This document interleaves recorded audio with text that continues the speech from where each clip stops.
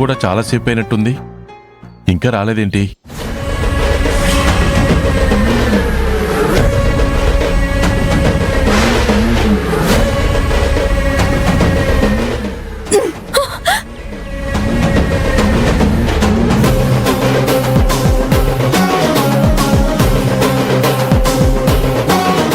నేను చెప్పేది వినమ్మా. నోర్మై!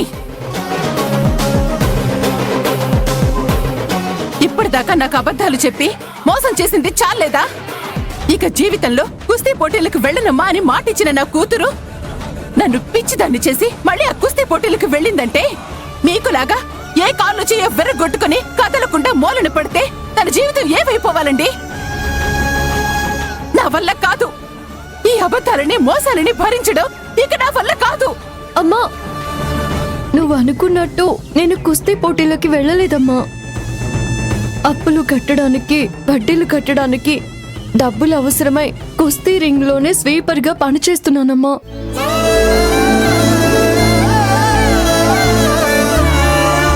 ఈ రోజు కూడా ఆ పని కోసమే వెళ్ళానమ్మా. కాకపోతే కుస్తీ పోటీలకి వెళ్ళానని నువ్వు అపార్థం చేసుకుంటున్నావమ్మా. నిజంగా డబ్బుల కోసమే ఆ కుస్తీ రింగులో స్వీపర్ గా పనిచేస్తున్నావా? అవునమ్మా. అయితే నువ్వు వెళ్ళింది కుస్తీ పోటీలకు కాదన్నమాట. కాదమ్మా.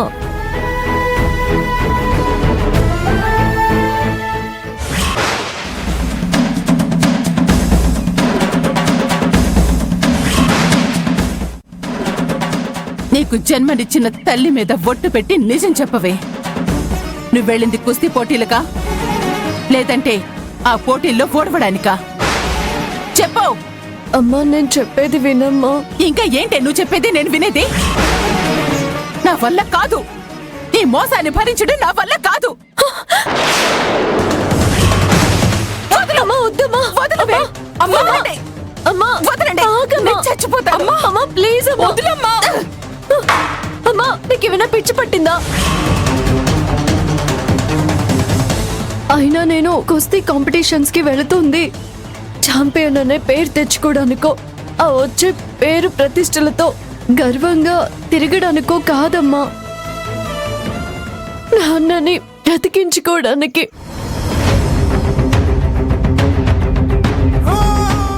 ప్రస్తుతం నాన్న ఎంత పెద్ద అనారోగ్య సమస్యతో పోరాడుతున్నారో మీకు కూడా తెలుసు. 5 లక్షల రూపాయలు లేకపోతే నాన్న ప్రాణానికి ప్రమాదమని ఇక్కడున్న అందరికీ తెలుసు. కానీ ఒక్కరికైనా 5 లక్షల రూపాయలు తీసుకొచ్చి నాన్నకు నయం చేయించుకోగలమన్న నమ్మకం ఉందా?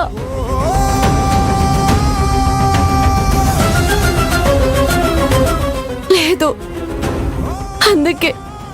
అందుకే నేను ఆ కుస్తీ పోటీకి వెళ్ళాను. అందులో గెలిస్తే 5 లక్షల రూపాయలు వస్తాయి.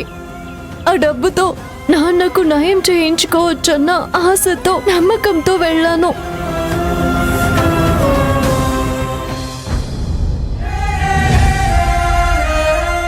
నాన్నని బ్రతికించుకోవడం కన్నా అదృష్టం ఏముంటుందమ్మా?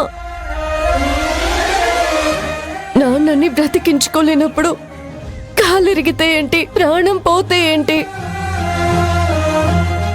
అక్క చేసిన దాంట్లో తప్పేం లేదమ్మా.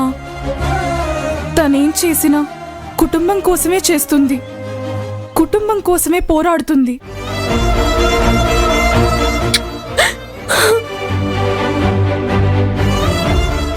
ఎవరు ఒప్పుకున్నా ఒప్పుకోకపోయినా, దేవుడే దిగొచ్చినా సరే మా నాన్న కోసం నేను అనుకున్నది చేస్తాను.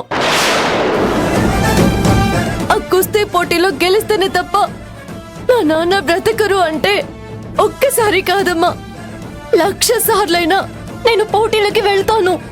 నాన్నని బ్రతికించుకుంటాను.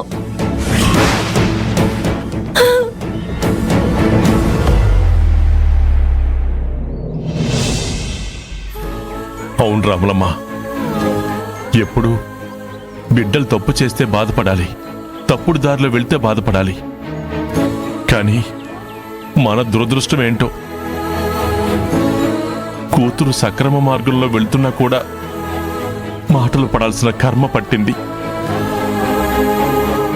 అయినా ఆ కుస్తీ పోటీల్లో పాల్గొన్న ప్రతి ఒక్కరూ నాకులాగే అయిపోతారని ఎందుకు అనుకుంటున్నావు? తల్లిగా నీకుండే భయాన్ని నేను కాదన్ను, కానీ నీ భయంతో తన భవిష్యత్తుని నాశనం చేయొద్దని చెప్తున్నాను. కుటుంబం కోసం పోరాడుతున్న కళ్యాణికి అండగా నిలబడలేకపోయినా పర్వాలేదు, గుదిబండలాగా మారొద్దని నిన్ను వేడుకుంటున్నాను.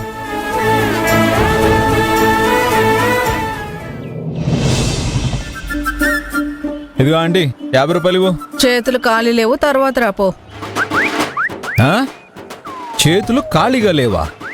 నేనేమైనా ముష్టి అడుక్కుంటున్నాను అనుకుంటున్నావా? తర్వాత రాపో అంటున్నావు. 50 రూపాయలు ఇస్తావా, లేదంటే ఈ బండిని ఇక్కడి నుంచి ఈడ్చుకోమంటావా? అంత దూరం ఎందుకులే గాని ఇదిగో.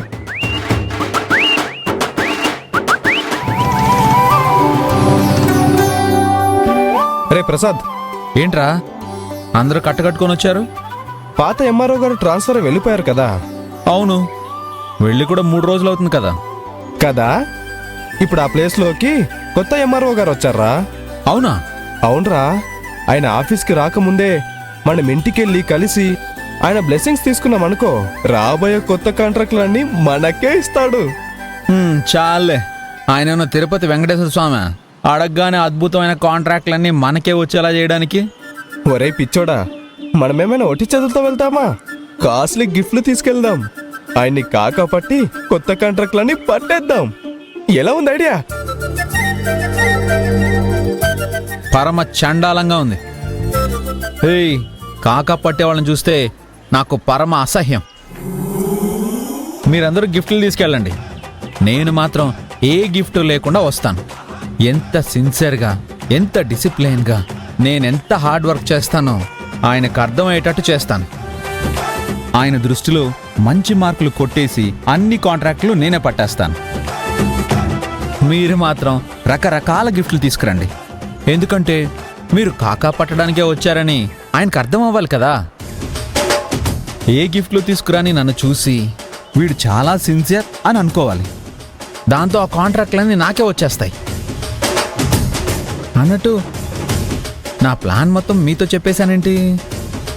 ఒరేయ్, నీ ప్లాన్ ఏంటో మాకు అర్థమైపోయిందిరా. మేం మాత్రం తక్కువ తిన్నామా ఏంటి? మేం కూడా ఏ గిఫ్ట్ లేకుండా వెళ్తాం, మా నిజాయితీని నిరూపించుకుంటాం, ఆయన దగ్గర మంచి మార్కులు కొట్టేసి కాంట్రాక్ట్లు పట్టేస్తాం. రేయ్ పదండ్రా, బాయ్.